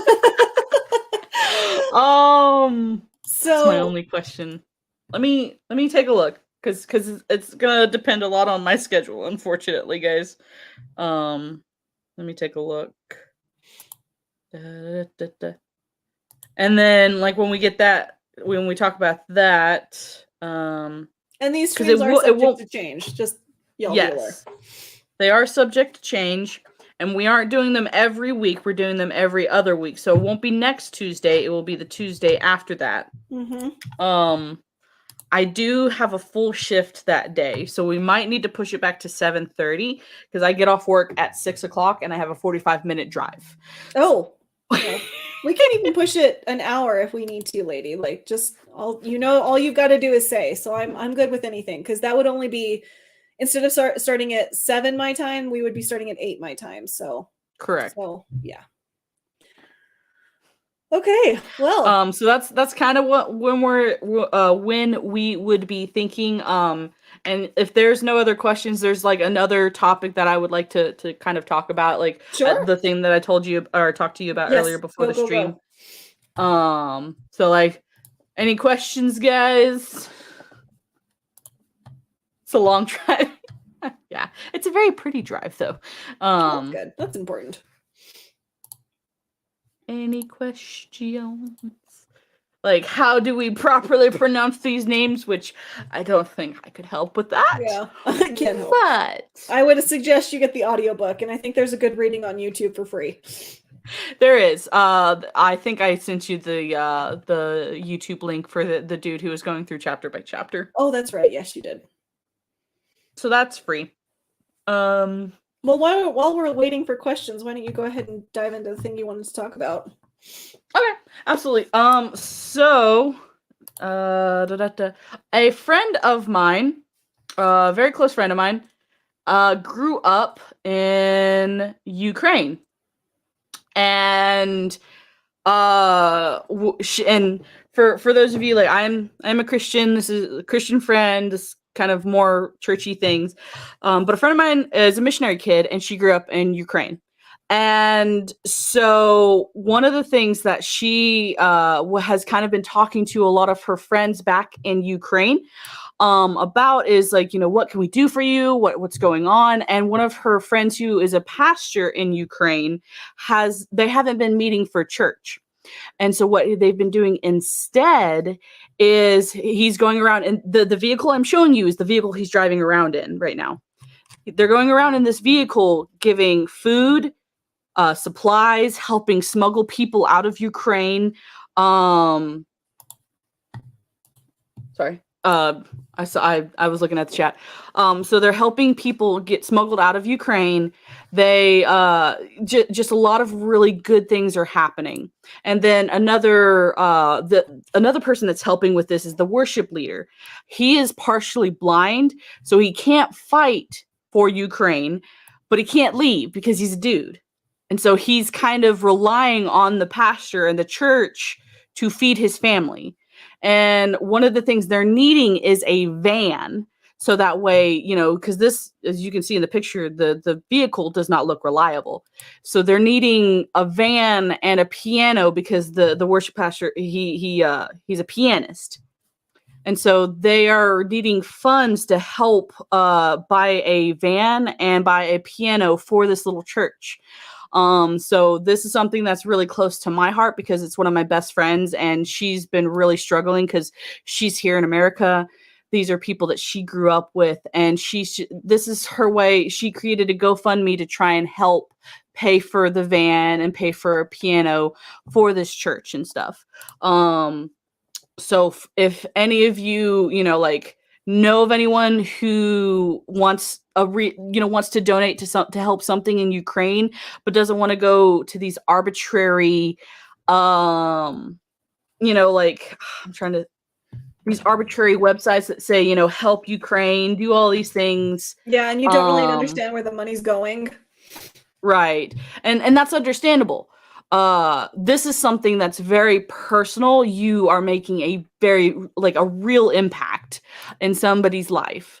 So like, just if you could please spread the word. Very good friend of mine, cause that you can I feel like anyone can get behind is this church needs a van so that way they can go around, because they've already helped smuggle out some women and children. They've been getting people from these hot spots where the shellings are happening, and they've been able to get them out of harm's way.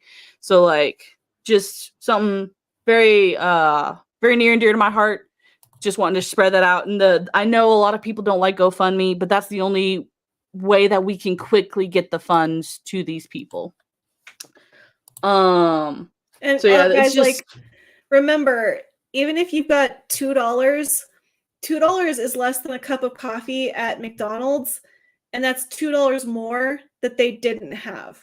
And because I feel like with these GoFundMe, like these fundraisers that we see fly through our community, everyone's like, well, I only have $2 to give, and I'm embarrassed because I see people dropping hundreds of dollars.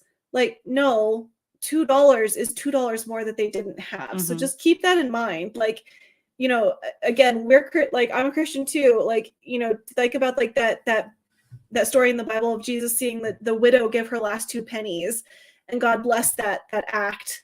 So, don't ever think that $1 is not appreciated. Because the thing is also, like, if you can afford a cup of coffee, you can forego 1 cup of coffee and give them $1. Like, so don't ever feel like if you're not dropping a $20, a $50, a $100 bill, you're not doing something good, because you are. Trust me. Right. And like, as far as fundraising goals within the rebellion community, this is a lower goal. I've seen the rebellion community raise much more than $6,000, because that's all that they're asking for is $6,000 to buy a van and buy a piano.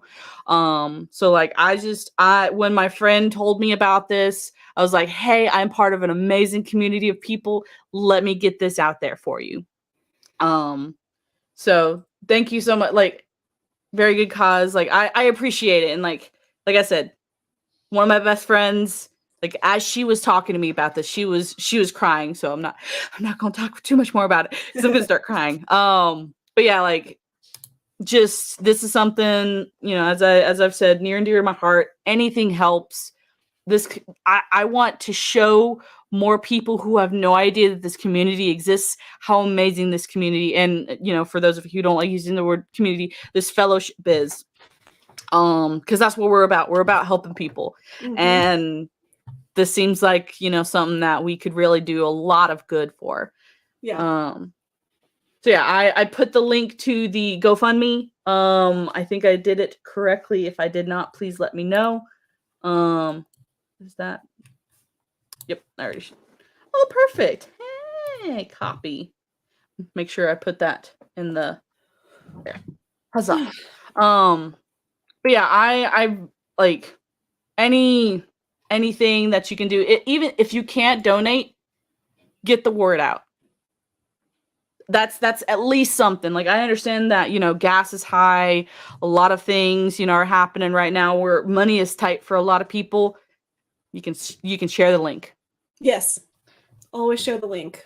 You never know who it might go to that can help. So sharing literally is caring. Absolutely. So yeah, like, just, anything helps. I know that there are a ton of people in the rebellion community, and I'm gonna be talking to a lot more people about this. Like I said, trying to spread the word. I want to, like, my friend, whenever I told her, I was like, yeah, I know some people she didn't believe. Like, she did believe me. She's like, oh, that's cool that you know people. But when someone's like, oh, that's nice, people. I want to be like, no. I know people. I know some people. I wanna show off this amazing fellowship and group of people and stuff. So like, this is, if you've been looking for something to donate to and you didn't want it to be arbitrary, there you go. Excuse me, sorry. Right. No, you're good. Was there any closing things that? No, I don't think so. Just again, Amazon doesn't know who they're messing with, because the deeper we dive, the more we will see the genius of Tolkien, and we will understand even more so the hubris that is Amazon, thinking that they can write a book that Tolkien never wrote. So yeah, absolutely. And one of the, I guess a thought that I just thought of, like regarding the hubris and just the legacy of Tolkien, one of the things that was kind of brought to my attention for some maybe some normies that might not care as much as like some of us fans do. When you think about it, the Tolkien estate used to primarily be Christopher Tolkien that would defend Tolkien's work. Mm-hmm. The Tolkien estate is no longer doing what it's supposed to be doing. Yeah. We are the last line of defense, because the Tolkien's, the Tolkien estate is no longer keeping the good of Tolkien's legacy at top of mind. No. So when that happens, when people fail, it's up to good men and women and people to stand up, and yes. Tolkien's legacy is worth fighting for. It is. If anything, we are those elves that show up at Helm's Deep, which is not true to the book, but it's still an awesome moment. It is. We can be Gondolin that kind of comes in out of nowhere. It's like, hey, we're here, guys. Where have you been all these years? Somewhere. We're here. We're around. We're here. Can you not complain? We're here. What's the next book? So I think we're going to next week finish the last 2 chapters of the Silmarillion and do the appendices. Right. So the chapter that begins the last 2 chapters is called that word.